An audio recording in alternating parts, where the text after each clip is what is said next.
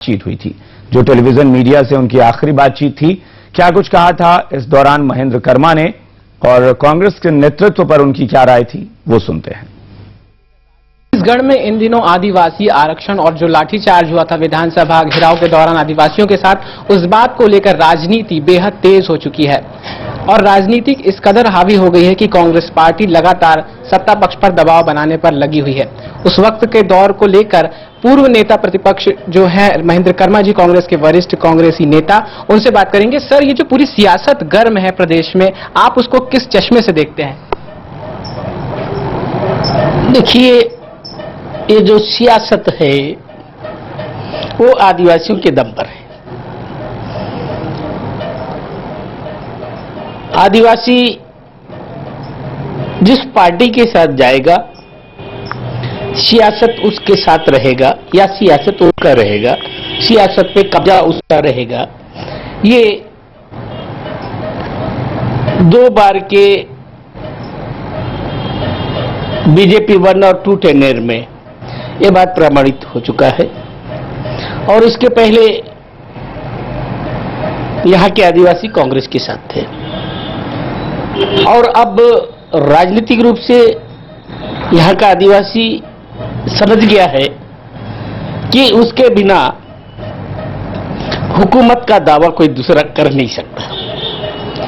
और राजनीतिक तौर पर जो गर्माहट है वो लगभग इसलिए है।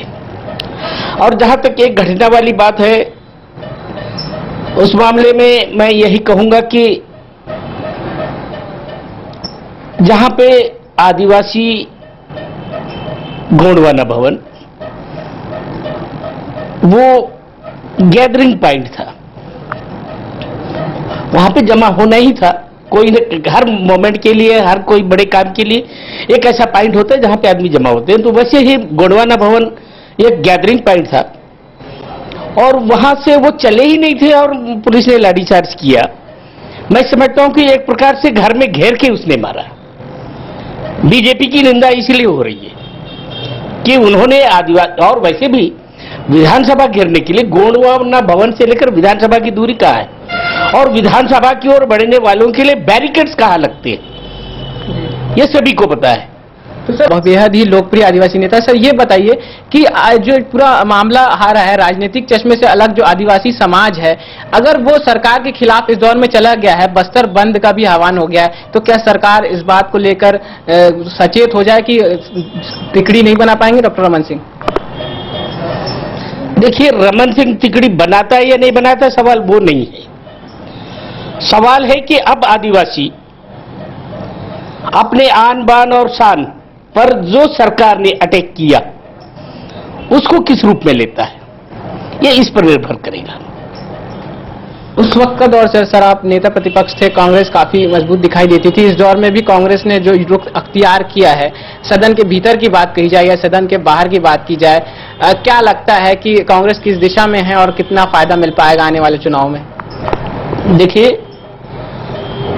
ये डायरेक्ट फाइट है, बीजेपी वर्सेस कांग्रेस है। 5-6 सीट का डिफरेंस, ये कोई डिफरेंस नहीं है। और मैं समझता हूं कि बीजेपी पिछले 10 सालों में या 2 टेन्योर में जो एंटरटेन किया है सत्ता का, अब आम आदमी को भी समझ में आ गया है और बदलाव के लिए कांग्रेस से ज्यादा आम आदमी चाह रहा है और सत्ता के खिलाफ में इनकम्बेंसी फैक्टर भी जबरदस्त ढंग से काम कर रहा है।